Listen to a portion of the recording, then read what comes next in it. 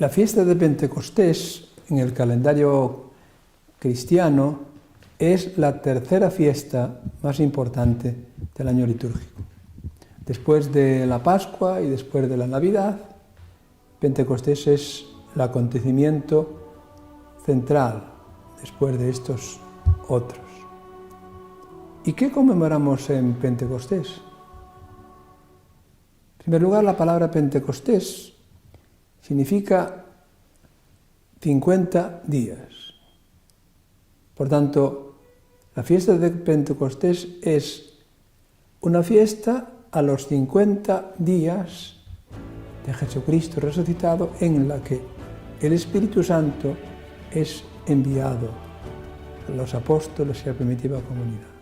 Para desentrañar este acontecimiento extraordinario de Pentecostés, nosotros tenemos el texto que nos quedó escrito de este relato, de este acontecimiento. Y ese texto lo tenemos en los Hechos de los Apóstoles, en el capítulo 2. Y ahí se nos relata cómo al cumplirse los 50 días el Señor subió al cielo y envió el Espíritu Santo a los apóstoles. Nos cuenta el texto de los Hechos de los Apóstoles cómo después de este envío los apóstoles eran comprendidos por todos. Cuenta el texto como hombres de Antioquía, de Mesopotamia, de Asia, de Egipto, de todas las partes, todos los entendían como si hablasen en su propia lengua. Por tanto, Pentecostés es el don de lenguas, es la comunicación sin ninguna barrera de Dios, del Espíritu de Dios. Por eso Pentecostés es el que da fuerza. Es el Espíritu que viene para ponernos en camino y ser capaces de comunicar el Evangelio de Jesucristo a todos los hombres. Nosotros los cristianos tenemos como verdad central de nuestra fe el misterio de la Trinidad, que nos ha sido desvelado por Jesucristo, Hijo de Dios. Ese misterio nos dice que Dios es Padre, Hijo y Espíritu Santo.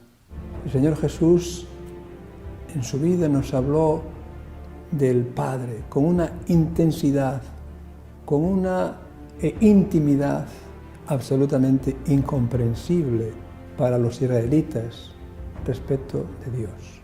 Jesús se manifestó como el Hijo del Eterno Padre. Y también nos dijo que Él enviaría el Espíritu Santo, que el Padre y Él enviaban la labor del reino de Dios, para continuar la labor de la Iglesia. Por tanto, cuando nosotros celebramos la fiesta de Pentecostés, celebramos ese momento inaugural de la Iglesia, en la que el Espíritu rompe todas las barreras, en la que el Espíritu sobrepasa todas nuestras debilidades, miedos, y nos ayuda a tener fuerza, ser franco, ser valiente en la comunicación de nuestra fe. Pedimos al Señor que nos ayude a acoger la fuerza del Espíritu. Le pedimos que nos envíe fuertemente el Espíritu para vigorizar nuestra fe, para ser testigos valientes de esta fe en el mundo. Nosotros, en realidad, si no comunicamos nuestra fe, entonces es que tenemos una fe débil, una fe casi muerta. Es tiempo de evangelizar. Es tiempo de comunicar el Evangelio. Es tiempo de seguir la voz del Espíritu.